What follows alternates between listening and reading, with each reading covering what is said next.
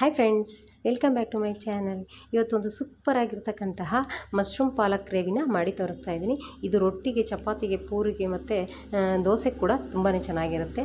ಬನ್ನಿ ಇದನ್ನು ಯಾವ ರೀತಿ ಮಾಡೋದು ಅಂತ ನೋಡ್ಕೊಂಡು ಬರೋಣ. ಒಂದು ಬಾಣಲಿಗೆ ಒಂದು ಸ್ಪೂನಷ್ಟು ಎಣ್ಣೆ, ಚಕ್ಕೆ, ಲವಂಗ, ಏಲಕ್ಕಿ, ಮೆಣಸು, ಜೀರಿಗೆ, ಸೋಂಪು ಕಾಳನ್ನ ಹಾಕಿ ಫ್ರೈ ಮಾಡ್ಕೊಂಡು ಅದಕ್ಕೆ ಹಸಿಮೆಣಸಿನ್ಕಾಯಿ, ಈರುಳ್ಳಿ, ಬೆಳ್ಳುಳ್ಳಿ, ಶುಂಠಿನ ಹಾಕಿ ಫ್ರೈ ಮಾಡ್ಕೊಂಡು ಟೊಮೆಟೊ ಹಾಕಿ ಫ್ರೈ ಮಾಡ್ಕೊಳ್ಬೇಕು. ಇದೆಲ್ಲ ಫ್ರೈ ಆದ ನಂತರ ಅದಕ್ಕೆ 2 ಕಟ್ಟಷ್ಟು ಪಾಲಕ್ ಸೊಪ್ಪನ್ನ ಹಾಕಿ ಫ್ರೈ ಮಾಡಿಕೊಂಡು ಅದು ಸಾಫ್ಟ್ ಆದ ನಂತರ ಗೋಡಂಬಿ ಮತ್ತು ಎಣ್ಣೆ ಹಾಕ್ಕೊಂಡು ಅದನ್ನು ಫ್ರೈ ಮಾಡಿಕೊಂಡು ತೆಗೆದು ಒಂದು ಮಿಕ್ಸಿ ಜಾರ್ಗೆ ಹಾಕಿ ಅದನ್ನು ಗ್ರೈಂಡ್ ಮಾಡಿ ತೆಗೆದು ಸೈಡಿಗೆ ಇಟ್ಕೋಬೇಕು. ಈಗ ಅದೇ ಬಾಣಲಿ ಇಟ್ಕೊಂಡು ಅದಕ್ಕೆ 1 ಸ್ಪೂನಷ್ಟು ಎಣ್ಣೆ ಹಾಕಿ ಮಶ್ರೂಮ್ನ ಹಾಕಿ ಫ್ರೈ ಮಾಡಿ ತೆಗೆದಿಟ್ಕೋಬೇಕು.